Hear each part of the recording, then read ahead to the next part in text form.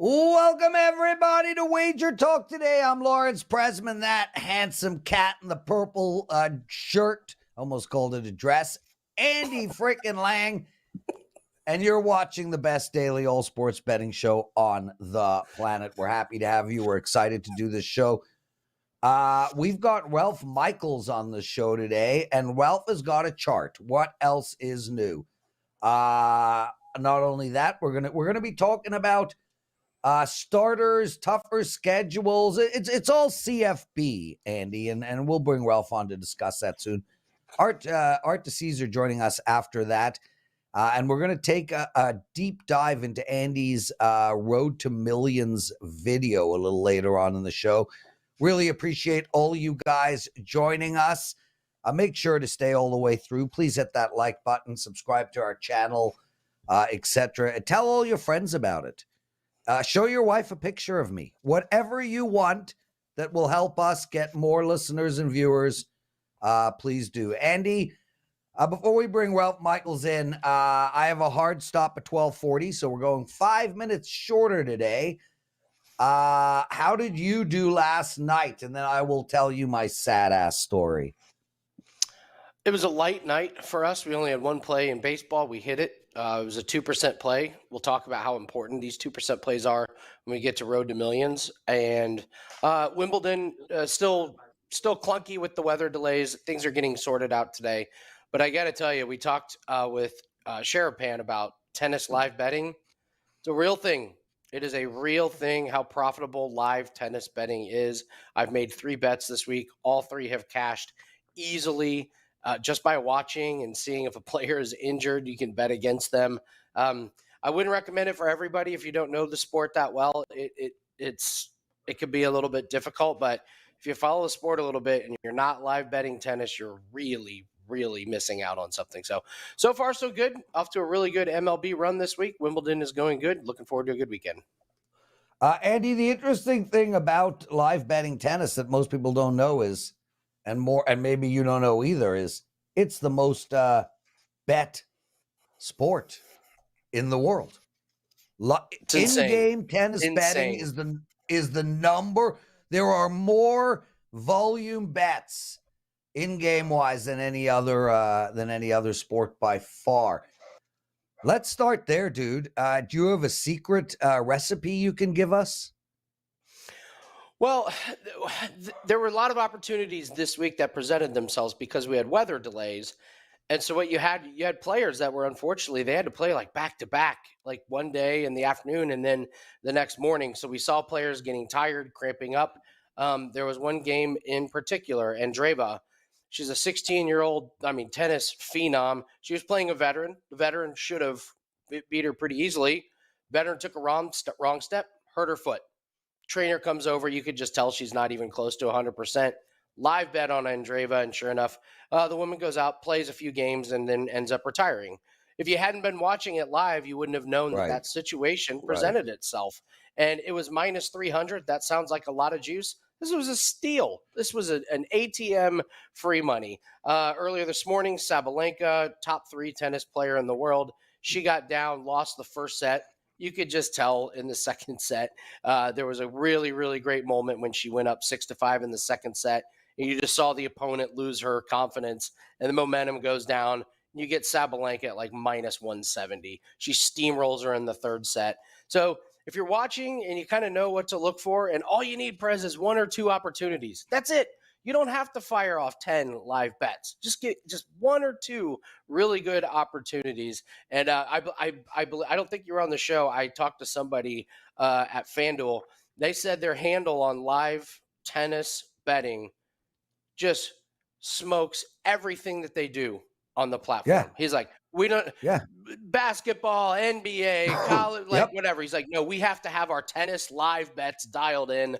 Otherwise, we will get crushed. So tennis live betting, huge market. And it's amazing that a lot of people don't know about it. Yeah, listen, there's more tennis live betting bets than NFL bets. So people don't realize the enormity of tennis in the betting world. Now, with that said, Andy, the dollar number does not equate. So these are smaller lots of volume bets. These are not the Prez putting his house down on the Cowboys at -2.5 versus the Giants or whatever. And Prez would never put his house down. He'd put your house down, Andy. So Teddy asks a question all the time. You know, you release a 5% play. Do you want it to be close and then you lose at the end, or do you want to lose it in the first quarter? Well, I want it to be close. I want it to be close, and I want the heartbreak. I understand that I had a 5% play last night, the over in the Edmonton Elks game. It was 1-0. 1-0 at the end of the first quarter. It was never close. My information bet was terrible. And from the perspective of, I can now watch the final episode of Daisy Jones and the Six, that's good. But it just makes me feel like an idiot. I'd rather it have gone, I'd rather have lost that game with the guy running in to score a touchdown, with 1 minute left to take it over the total and he fumbles the ball. Because then I don't look like an idiot. I feel like a total moron today, Andy, and I don't like that feeling at all. I mean, look, it happens, dude. And if people watch that game, Roberto D'Angelo writes, "Guess I picked the wrong night to go with the Prez. Still love you, Prez, but man, that game was finished in the first quarter. Those teams couldn't score against a high school team." Robert, I'm sorry, bro. And to all my clients who played me last night, I humbly apologize. This stuff absolutely slays me. With that said, it's always closer than it looks. We had 2 missed field goals in the first quarter. We had a drive down to the goal line and then a goal line stand. A small thing here, a couple of drop passes that would have been put teams into scoring position. Couple of small things here and there, and everything changes. But with that said, those aren't small things, Prez. That was a drop pass that he was running a slant for a touchdown. They had a kick return for a touchdown on a holding penalty where the guy that got held was never going to make the tackle. There were, it's the butterfly effect. Little itty bitty things happened throughout the game. That game could have been 18-14 at halftime, and you could have been well on your way to an over. So I watched every second of it, and yes, it was mistake after mistake, but it was unlucky. I didn't think it was nearly as bad as the outcome was. I thought it was closer to going over than under. Andy, I think we have someone in our chat room that actually goes by the name Fading the Prez Today. It's also got the laughing icon, the laughing emoji. Yeah, so is the icon part of the name, or joke. Is the name Fading the Prez Today and then the icon? I'm a little confused. But if you've been fading the Prez every day, Mr. Fading the Prez Today, my God, you will. I can send you some places. I think like Western Union loans money, right? I know it's like 700%, but there are payday loans. I mean, look, you're going to fade me every day. There are places to loan money so that you can put food on your table, but I don't suggest that plan, bro. I'm up like 160 something units since October. Please do not be fading me every day. Please, I beg you. Ralph Michaels joining us, everyone. Ralph, do you have anything to add so far to this wonderful show? Thanks, Prez. I lost a 5% yesterday on the last type variety. It was ugly. Indians KC. I hate rain delays, and I had the Indians first 5. I had the younger pitcher having to sit through versus a veteran for Kansas City. KC scores 1 in the top against the young pitcher not used to rain delays. It's 1-1 in the bottom of the 5th. I turn it off, and what I should have done is live bet that the Guardians will score in the 6th inning, and they score 4 runs. So I lose a 5%, first 5, 1-1, laying the half run in a very disappointing fashion. And the second thing, Andy and Prez, you guys made great points about tennis, injuries, and betting against those. One thing I want to bring up to this show is when you're watching an NFL game, It is not the same thing as a quarterback getting hurt. So many times I'm hanging out with guys at a bar and a quarterback gets hurt and they want to live bet the other team because they think a quarterback out and it changes. Tennis, you have one player, it's 100% of the game. In the NFL, the backups to the starters, teams rally. It is not the same thing injury mode wise in team sports compared to tennis. Yeah, Ralph Michaels, well said, brother. Well said. Do you bet tennis at all? I do not. And, like Andy said, if you're not going to watch it, you're not going to live bet it. And about the only tennis matches I watch are when we get to the Wimbledon finals or one of the Grand Slam finals. If the guys I know are in it, I do tend to watch that. And actually, I get enamored into the sport. It can be a very, very exciting sport. So don't know why I don't really watch it, but just have never had that level of interest. Ralph Michaels joining us, everyone. He is an exclusive handicapper at WagerTalk.com. And honestly, Andy can tell you that. A freaking MVP for the corporation. That is for sure. Ralph, Andy and I are just going to shut up, kick back. I might pull out my 1969 Playboy. Regale us with your thoughts. Well, the first thing, guys, it's up. The Wager Talk College Football Guide is up. 170 plus pages. Thanks to the help of my son, JM Sports, CLE on Twitter, of course, Jeff Michaels on Wager Talk. This guide is amazing. It's a team. It's a full page per team. 68 straight up ATS and over-under records for the last 3 years. Returning starters, returning lettermen. A schedule with a line for every game based on my power ratings. The last 3 years returning starters, so to compare. So what I wanted to do here, Prez and Andy, is just run through some of the charts I have to give you an idea of the best and worst teams this year. First, let's start with my power ratings. My number one power rated team, no surprise, Georgia, followed by Michigan, Ohio State, Alabama, LSU, Florida, and Texas. The bottom five, New Mexico I have as the worst team. Massachusetts, Kent State, FIU, ULM, Hawaii, and Sam Houston State. So we have two new teams this Ville. Jacksonville State and Sam Houston State. They are by far not the worst teams, even though they're moving up from FCS to FBS. We all know when you're studying college football, one of the things you look for are returning starters. And I want to say this to you guys. There are many times that a crappy team returns a lot of starters. Guess what? That just means you have a lot of crappy starters back for a second year. Returning starters doesn't necessarily equate to returning talent, especially with the transfer portal. But I will mention the top and bottom teams and then give you one more segment. The teams with the most returning starters, and this is all in this guide, which is downloadable free on my homepage or Jeff's homepage. The most in football this year, the South Alabama Jaguars with 18 returning starters. Kansas, Miami of Ohio, and Texas A&M all return 16 starters. And there's about a dozen teams that return 16 starters. So 16 starters or higher get a double check mark for me. The fewest returning starters, I don't think this surprises anyone. Deion Sanders has completely taken apart the Colorado Buffaloes with the transfer portal. They have three returning starters from the 22 positions last year. Kent State only has 5.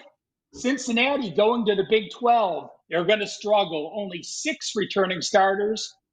Stanford has 6. UAB has 6.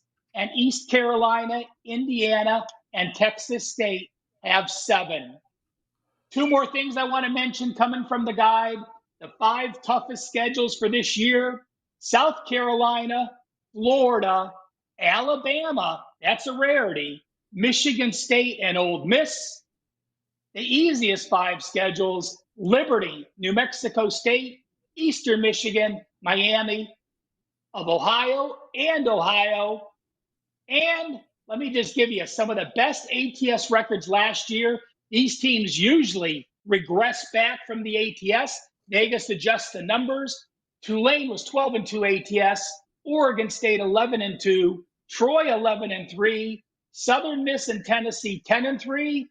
And the worst, Stanford, Miami, and Colorado all 2-10 ATS.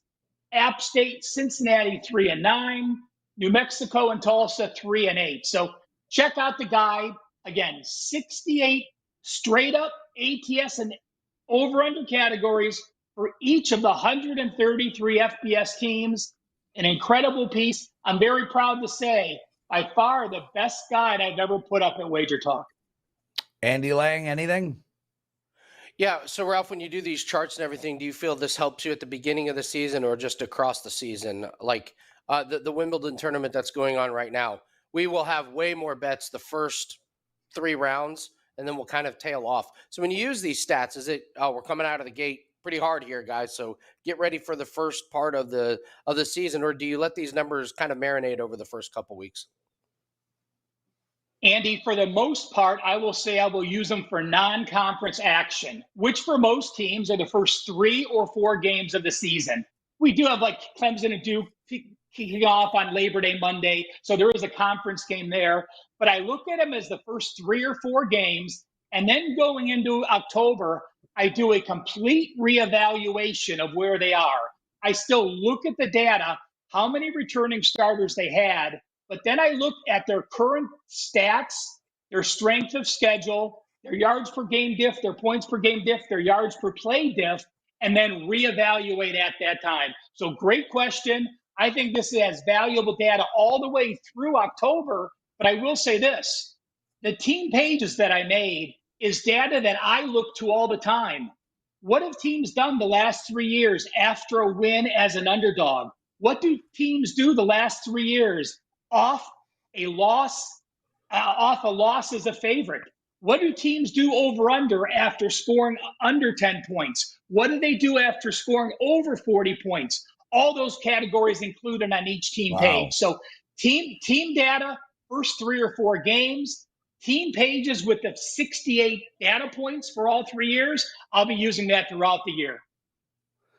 Ralph Michaels, outstanding, brother. And you get to do a lot of this with your son. The Jewish word is nachas. You get nachas. Do you know what that means? Well, it sounds like nothing, but I don't think that's the right answer. No, it means, listen, it's always hard to translate meanings, but it means like inner warmth. Like it's pride-filled, like full of pride and love and warmth that you get to work with your son. Hopefully it doesn't end up like when my dad worked for his middle son, who just fired him 3 weeks ago.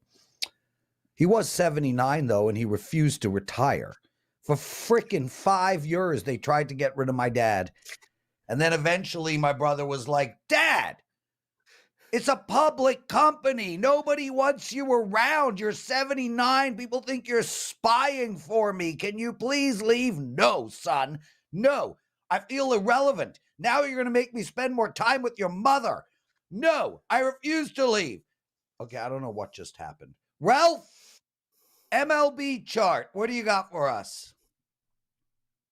Well, this came from the chat room, guys, and someone wanted to know, we know some parks are easier to hit at. We know some parks are tougher to hit at. So they wanted a breakdown of home over-under records in the MLB. So these are updated through yesterday. On the chart, you'll see the over-under record all the way to the left, the profit, the team name, and then I included the home batting average and rank, the home slugging average and rank, and over to the right, just FYI, the home record and their profit for the year. So let's take a look at the top over teams. These are only at this stadium. The Rays, 65.2% to the over. They're number 9 batting. They're number 3 slugging. The Rangers, number 2. No surprise there. They're number 2 batting, number 2 slugging. And the Braves, number 3 batting, number 1 slugging. So those three don't surprise at all. But take a look at the Tigers. When the Tigers are home, 60% of the games have gone over. You could see they're number 29 in slugging. So obviously their pitching is horrendous. Yeah. So is it the team park or is it the bad pitching? And then look at the bottom. The bottom holds true for the Mets and the Guardians. The Mets number 27 in batting. The Guardians number 28 at slugging at home. So when you look at some of the variances, near the bottom, you see the Marlins are actually number 5 batting at home, 278.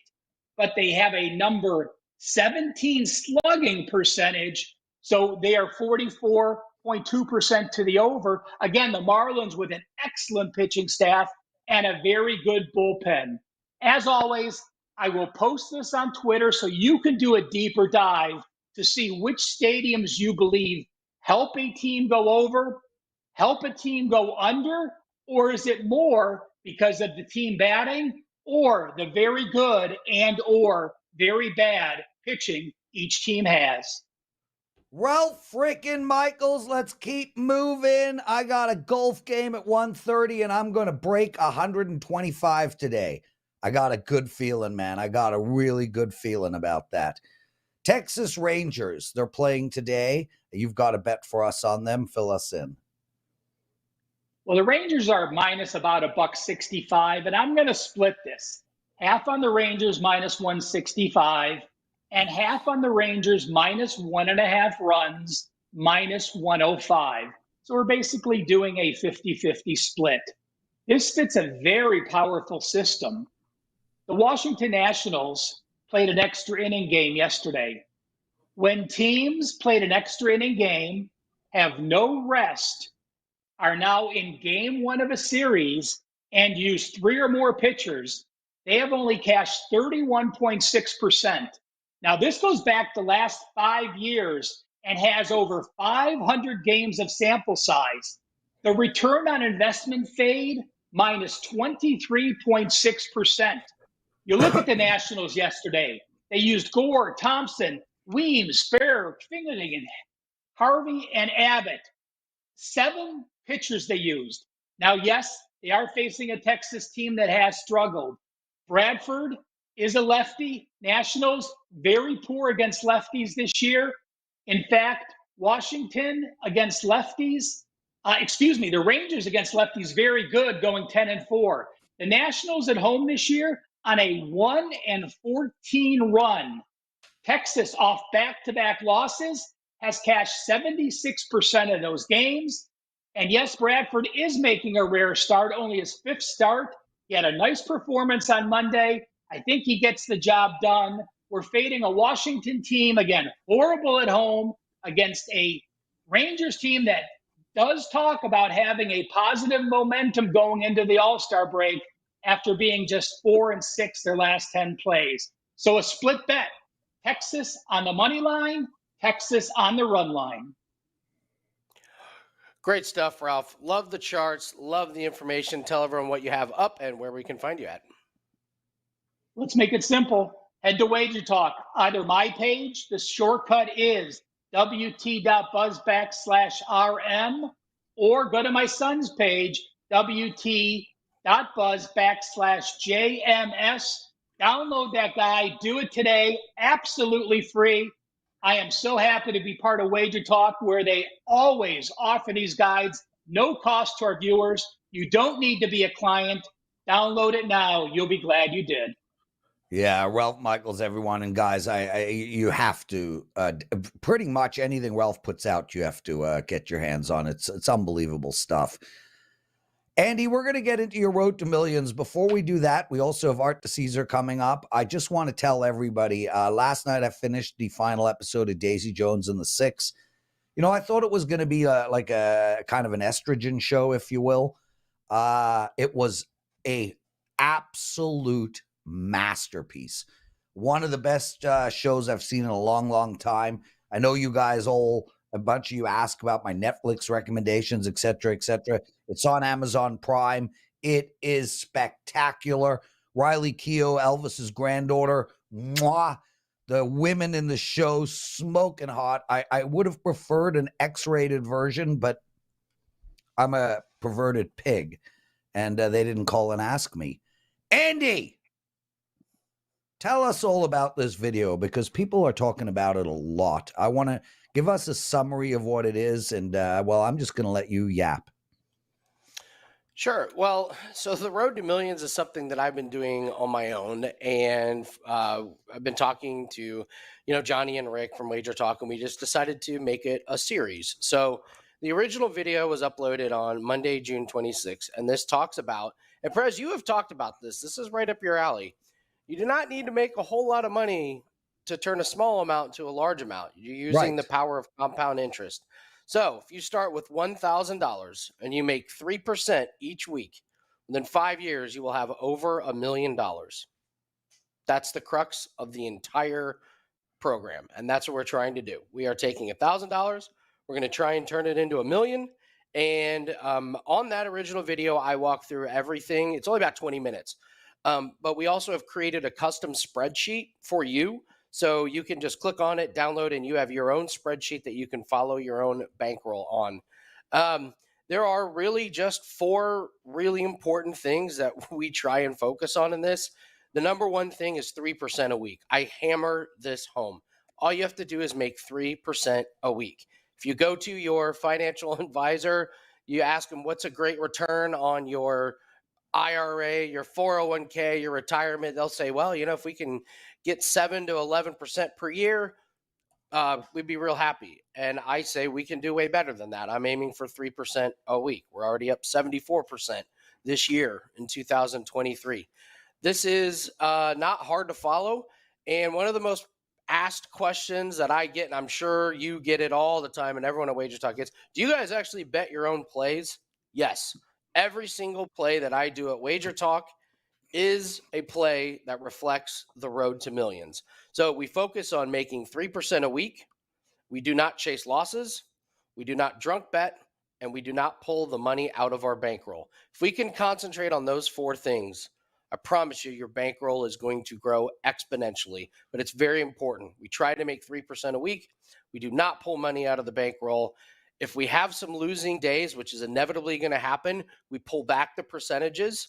I'm very, very cautious when we're coming off of like a really hot 2 or 3 or 4 week run because we know regression is coming. So we try and manage the losses. And I think that's one of the most important things that we do with the road to millions is anybody can come on and give out free picks. And our audience is smarter than ever. Every day, our audience just proves how smart they are. So I don't need to give out free bets. Where I think the hole in the market is how do you manage your bankroll? What do you do with the winnings? What happens when you're on a losing streak? I don't feel like we talk about that enough. So that's the point of the video because anybody can go on a winning streak, but it's how do you manage the percentages? How do you manage your bankroll? And what are the ways that you can take a small amount and turn it into a big amount? The response has been fantastic. I try and explain as clearly as possible. People are leaving questions in the comments and we address them on the next show. So, but I encourage everyone, look at Monday, June 26th. Watch the original video. It's only 20 minutes long. I bet it's going to change the way that you look at your bankroll and the way that you look at betting as a whole. We do daily videos now, so we update where our bankroll is so you can see it, and that allows us to adjust. Prez, if we're having just a killer week, and we have a lot of units to play with, okay, we're going to keep pushing forward. If we're not having a great week, we're going to pull back and we're going to make sure that losing streak just doesn't, put us in the tank. But yeah, go ahead. So that one of the things I was going to ask you was if you release a 3% play on Monday and it wins, you've made your 3% for the week. You're not shutting it down, right? You're continuing. Technically, you could. You absolutely could. But we identify the spots almost week in advance. I know what I'm betting next week. I already know that. So, but what I can do is I can lower the percentage, and that's a real advantage that I have. So let's say I have a play that's a 4% play. Well, if I'm up 8%, maybe I'll lower that 4% play down to 2% just to protect my profits a little bit. It's really nice to have that flexibility and to be able to show clients like, listen, I'm really confident in this play, but we're up. There's no reason Right. to have a play that lowers that lowers our winning. So with this road to millions, we're able to adjust the percentages to where we are at during the week. And the nice thing is full transparency. Every Wednesday, I do what's called a reset day. This is where we total up how the last week went. We see how many units we won or lost. We adjust our bankroll total. We decide what is 3% of that bankroll. And now we have our goal for the next week. So we show people, hey, this is how we go through our spreadsheet and track our bankroll. Again, it's something that I just don't think we focused on enough. I'm happy to fill that void because it is so, so important. And Prez, you know the power of compound interest. 3% does not sound like much. But when you don't pull money out of your bankroll and you just let that money build up and build up and build up, a small amount turns into a big amount very, very quickly. So that video is on the WagerTalk YouTube channel, the original video. Someone asked, where's this video? It's just on the WagerTalk YouTube channel. Just go to Monday, June 26th, and you'll see the original video there. Yeah, I mean, guys, you want to know about compound interest. When your kid is born, put $1,000 into a mutual fund, 6%. You're going to double that every 10 years. By the time she's 40, that $1,000 will be worth something. Andy Lang, that's amazing stuff. And, you know, the concept of stopping when you're up that 3% is interesting, even though you don't do it. In craps, there's a general theory out there that after the fourth roll, pull all your money off. So it's got that kind of a same feel. Art DiCesare joining us. Art, anything to add so far to the show? No, but I love what Andy said because I even get it working in a sports book. No, where people come up to me and they go, I love to bet. I know how to bet, but like, how do I manage my bank? Like, I get people who say that to me all the time, or they send me something on Twitter and like, what do I do? Or, I've lost 3 in a row. Now do I quadruple my bet? And it's like, no, we don't do that. But I mean, No, even as a person you don't. who, yeah, No, don't do that. like, exactly. Listen, and this is someone who's working in a sports book who obviously wants to make money, but Yeah. I'm a gambler too. I mean, I understand what it is. And when I was a young gambler, I didn't know any better. And I felt, okay, I lost 50. Now I'll bet 100. I lost 100. Now I'll bet, it was just, that's kind of the way it went. But no, I mean, everything Andy said was right on point. Yeah, and money management's probably the single most important component in winning. Guys, I'm reading all your comments. I know you want the presidential address. It's coming. Just bear with us, man. All we got is baseball, and I'm trying to have a little bit of a summer. I don't think you guys realize the amount of work that all of us put in from the end of August until the end of April. I mean, we're talking ridiculous hours a week. So we got to have some time off. Teddy is out taking time off right now. So please bear with me. I'm not going to just throw shit at a wall and hope it sticks. Art DiCesare, speaking of slow time of the year, what is going on at the Westgate? Is it just baseball? And on top of that, the top of the show, Andy spoke about in-game betting for tennis. I don't know how much the Westgate does, but it is volume-wise the single largest bets in the world. Nothing is more bet than tennis. But I can't believe that is the way it would work at the Westgate. I can't see you guys taking a whole shit ton of tennis bets. Pre-match, we do. As far as our in-game betting goes on the app, there's people betting tennis, and like you said, it's a slow time of the year. Right now, obviously, you're doing a lot of baseball. One thing that should not be overlooked is the NBA Summer League, especially the NBA Summer League that's in Vegas. It's very popular. People like to bet it. Today we have, I don't know, I think about 8 or 10 games. We have a bunch of games. They're all in Vegas. They start at like 1 p.m. Vegas time, go all the way to 8 p.m. Vegas time. So a lot of that happens. We do second half betting on that. So it's a slow time, but people find things to bet on. There is no doubt about it. Andy, you have any questions for Art before we continue? Yeah, when does it really get busy with college football and NFL? I mean, do you find that people are 2 weeks out, 3 weeks out? When does it really, really start to get real for you guys? So the college football for us, we are going to be putting out our games of the year July 16th. So once those hit, 16th, 17th in that range, it's going to be over that weekend. Once those games of the year hit, you know how that goes. The sharp guys will come in right away. That's not a public market. They will look to bet, hey, it's this number at this place, it's this number at this place. Maybe they'll look to find a middle or find the best number, whether it's with us or someone else. So college football really ramps up for us at that point. We're also going to have our team totals at that point. We're going to have our to win the conference. We have Heisman right now. We have week 0 and week 1 up. NFL is kind of always, you see tricklings of things coming in.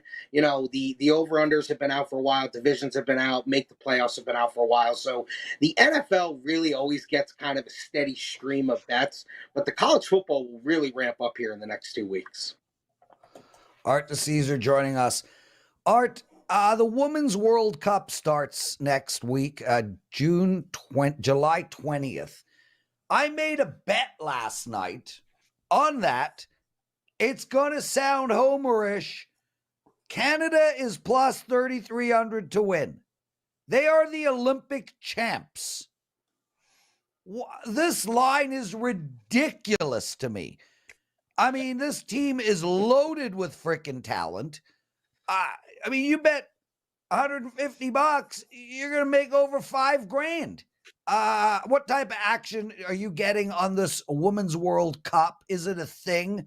And have you heard of a bet for us? So is it a thing?